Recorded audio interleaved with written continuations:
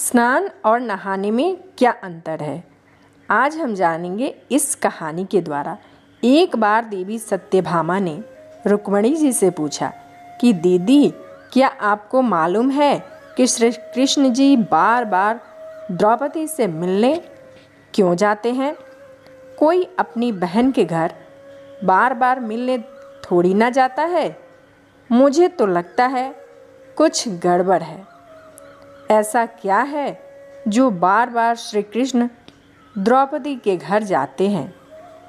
तो देवी रुक्मिणी ने कहा, बेकार की बातें मत करो, यह बहन भाई का पवित्र संबंध है। जाओ, जाकर अपने काम करो। श्री कृष्ण समझ गए और कहीं जाने लगे। तो देवी सत्यभामा ने पूछा कि प्रभु, आप कहाँ जा रहे हैं? तब श्री कृष्ण जी ने कहा कि मैं द्रौपदी के घर जा रहा हूँ। अब तो सत्यभामा जी और बेचैन हो गई और तुरंत देवी रुक्मिणी से बोली, देखा दीदी, फिर वही द्रौपदी के घर जा रहे हैं। यह सुनकर श्री कृष्ण ने कहा कि देवी, क्या तुम भी हमारे साथ चलोगी? तो सत्यभामा जी तुरंत तैयार हो गई और देवी रुक्मिणी से बोली, दीदी, आप भी मेरे साथ चलो और द्रौपदी को ऐसा मजा चखाएंगे कि बस जीवन भर याद रखेगी। देवी रुक्मिणी भी तैयार हो गई। दोनों रानियां द्रौपदी के घर पहुंची तो देखा कि द्रौपदी अपने केस संवार रही थी। जब द्रौपदी केस संवार रही थी तो श्री कृष्ण ने पूछा, द्रौपदी, क्या कर रही हो? तो द्रौपदी बोली, भैया, केस संवार के अभी आई। तो श्री कृष्ण जी बोले, तुम क्यों केस संवार रही हो? तुम्हारी तो दो दो भाभी आई है, यह तुम्हारे केस संवारेंगी। फिर श्री कृष्ण ने देवी सत्यभामा से कहा, तुम जाओ और द्रौपदी के सिर में तेल लगाओ, और देवी रुक्मिणी, तुम जाकर द्रौपदी की चोटी करो।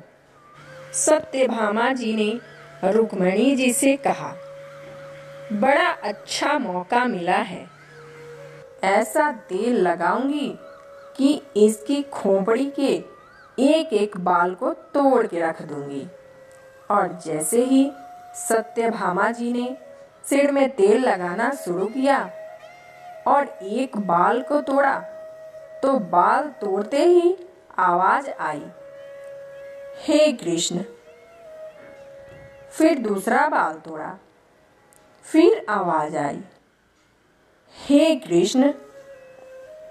फिर जब तीसरा बाल तोड़ा, फिर से आवाज आई, हे कृष्ण।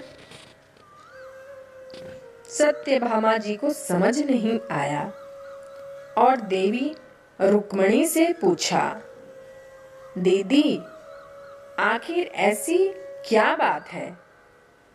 द्रौपदी के सिर से जो भी बाल तोड़ती हूँ तो कृष्ण का नाम निकलकर आता है। रुक्मिणी जी बोली, मैं तो नहीं जानती। पीछे से श्री कृष्ण जी बोले, देवी सत्यभामा, तुम देवी रुक्मिणी से पूछ रही थी कि मैं दौड़ दौड़ कर इस द्रौपदी के घर क्यों जाता हूँ? क्योंकि पूरे भूमंडल पर, पूरी पृथ्वी पर कोई संत, कोई साधु, कोई सन्यासी, कोई साधक, कोई भी उपासक ऐसा नहीं हुआ जिसने एक दिन में 3.5 करोड़ बार मेरा नाम लिया हो। यह केवल ऐसी है जो एक दिन में 3.5 करोड़ बार मेरा नाम लेती है। यह प्रतिदिन स्नान करती है और हर बार स्नान के साथ मेरा नाम लेती है, इसलिए उसके हर रोम रोम में मैं हूँ और इसलिए मैं रोज उसके पास जाता हूँ। इसे कहते हैं स्नान, जो देवी द्रौपदी प्रतिदिन किया करती थी। हम जो रोज साबुन, शैम्पू और तेल लगाकर अपने तन को स्वच्छ करते हैं, इसको केवल नहाना कहा गया है। स्नान का मतलब है हमारे शरीर में 3.5 करोड़ रोम छिद्र है। जब नारायण से पूछा गया यह 3.5 करोड़ रोम छिद्र क्यों दिए गए हैं, तो नारायण ने कहा, जब मनुष्य 3.5 करोड़ बार भगवान का नाम लेता है, तब जीवन में एक बार उसका स्नान हो पाता है। इसे कहते हैं स्नान, जो केवल द्रौपदी जी ने किया है। तो आशा करती हूँ आपको मेरी ये कहानी अच्छी लगी होगी।